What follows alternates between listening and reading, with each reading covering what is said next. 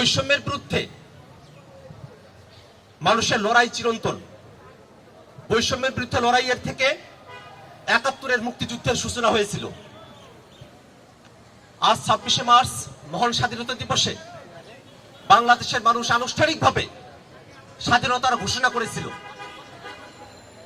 ৭১-এ আমরা যে স্বাধীনতা অর্জন করেছিলাম, সাম্য, মানবিক মর্যাদা এবং সামাজিক সুবিচারের যে বাংলাদেশ আমাদের পাওয়ার কথা ছিল, স্বাধীনতার ৫৪ বছর পরে এসেও স্বাধীনতার ঘোষণাপত্রের সেই সাম্য, মানবিক মর্যাদা এবং সামাজিক সুবিচারের বাংলাদেশ থেকে আমরা বঞ্চিত হয়েছি।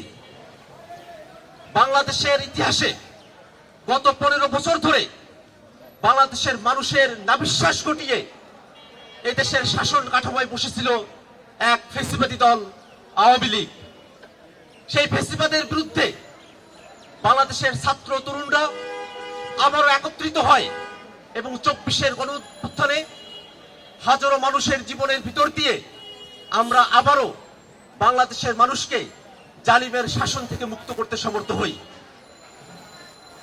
৭১-এর স্বাধীনতা এবং ২৪-এর গণঅভ্যুত্থানকে পরস্পর বিরোধী হিসেবে আখ্যায়িত করবার যে নীল চক্রান্ত আমরা দেখতে পাই, আমরা সেটার তীব্র বিরোধিতা করি। আমরা মনে করি এই বাংলাদেশের ভূখণ্ডের মানুষের স্বাধীনতা সংগ্রামের যতগুলো অধ্যায় রয়েছে, সেই সমস্ত অধ্যায়ের মধ্যে ৭১-এর স্বাধীনতা যুদ্ধ অন্যতম একটি উজ্জ্বল অধ্যায়। সেই উজ্জ্বল অধ্যায়কেই যখন অন্ধকারে পতিত করা হয়েছিল, তখনই আলোর মশাল জেলে ২৪-এর সৈনিকরা তাদের জীবন দিয়ে বাংলাদেশের মানুষকে আরেকবার মুক্ত করেছিল। আমরা মনে করি এই ভূখণ্ডের মানুষের যত সংগ্রামের ইতিহাস আছে, এই সংগ্রামের ইতিহাসগুলোকে পরস্পর বিরোধী হিসেবে দাঁড় করাবার কোনো সুযোগ নেই। বরং ৭১-এর স্বাধীনতার যে ধারাবাহিকতা, ২৪-এর অভ্যুত্থান সংগঠিত না হলে সেটাকে রক্ষা করা সম্ভবপর ছিল না। যদি ২৪-এর অভ্যুত্থান না ঘটতো, তাহলে আমরা ৭১-এর যে বাংলাদেশ পেতে চেয়েছিলাম, সেই বাংলাদেশকে আমরা চিরতরে হারিয়ে ফেলতাম। বাংলাদেশে যে বিদেশি শক্তিগুলো সক্রিয় ছিল, বিশেষত বাংলাদেশের পররাষ্ট্রনীতি থেকে বাংলাদেশের রাষ্ট্রীয় সকল পলিসিকে যেভাবে ভারত রাষ্ট্রের কাছে বেঁচে দেওয়ার নীল চক্রান্ত করা হয়েছিল, সেই চক্রান্তের বিরুদ্ধে একটি স্বতঃস্ফূর্ত গণঅভ্যুত্থান ছিল ২৪-এর গণঅভ্যুত্থান।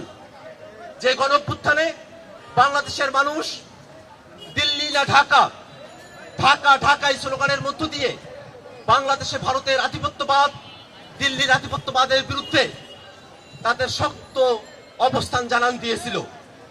আমরা মনে করি বাংলাদেশের স্বাধীনতা যুদ্ধে যারা জীবন দিয়েছেন, যারা সম্ভ্রম হারিয়েছেন, বাংলাদেশের স্বাধীনতা যুদ্ধের পরে ৯০-এর স্বৈরাচার বিরোধী আন্দোলনে যারা শরিক হয়েছেন, ২৪-এর আন্দোলনে যারা শরিক হয়েছেন, তারা সকলেই বাংলাদেশের মানুষের জন্য উজ্জ্বলতম নক্ষত্র। বাংলাদেশের মানুষ আমাদের ৭১-এর শহীদ, ২৪-এর শহীদ, তাদের সকলকে একই সুরে একই সময়ে স্মরণে রাখবার পক্ষপাতী। আমরা যে গণ আন্দোলনের মধ্য দিয়ে গিয়েছি সময়ে সময়ে, সে গণ আন্দোলনকে যদি সফল করতে হয়, তাহলে অবশ্যই সম্প্রতি বাংলাদেশে যে গণহত্যা সংঘটিত হয়েছে, এই গণহত্যার বিচার দৃশ্যমান করতে হবে। বাংলাদেশে মানুষ দীর্ঘ সময় ধরে যে নতুন রাষ্ট্র কাঠামোর কথা বলে এসেছে, সেই নতুন রাষ্ট্র কাঠামো পেতে হলে আমাদেরকে নতুন সংবিধান পেতে হবে। নতুন সংবিধানের জন্য অবশ্যই গণপরিষদ নির্বাচনের কোনো বিকল্প নেই। জাতীয় সংসদ নির্বাচনের মধ্য দিয়ে ঘষা মাজার যে সংবিধান আমাদেরকে দেওয়ার কথা বলা হচ্ছে, তার সঙ্গে বাংলাদেশের মানুষ একাত্ম নয়। আমরা মনে করি জাতীয় সংসদ নির্বাচনের সঙ্গে গণপরিষদ নির্বাচনকে মুখোমুখি দাঁড় করাবার যে চক্রান্ত চলছে, এটা বাংলাদেশকে নতুনভাবে পিছিয়ে দেবার একটি চক্রান্ত। বরং জাতীয় নাগরিক পার্টি এনসিপির পক্ষ থেকে নতুন সংবিধানের জন্য গণপরিষদ নির্বাচন এবং ওই গণপরিষদ নির্বাচনে নির্বাচিত সদস্যরা তারা যেন একই সাথে সংসদ সদস্য হিসেবে ভূমিকা পালন করতে পারে, প্রস্তাবনা রাখা হয়েছে। তার মধ্য দিয়েই বাংলাদেশের মানুষের দীর্ঘমেয়াদী মুক্তির সংগ্রামের সুফল নিহিত আছে। অতএব অন্তর্বর্তীকালীন সরকারের কাছে আমরা আহ্বান জানাবো, বিচার, সংস্কার এবং গণপরিষদের যে বাস্তবতা সেটাকে আমলে নিয়ে সামনের বাংলাদেশের যে রোডম্যাপ সেটা ঘোষণা করতে হবে।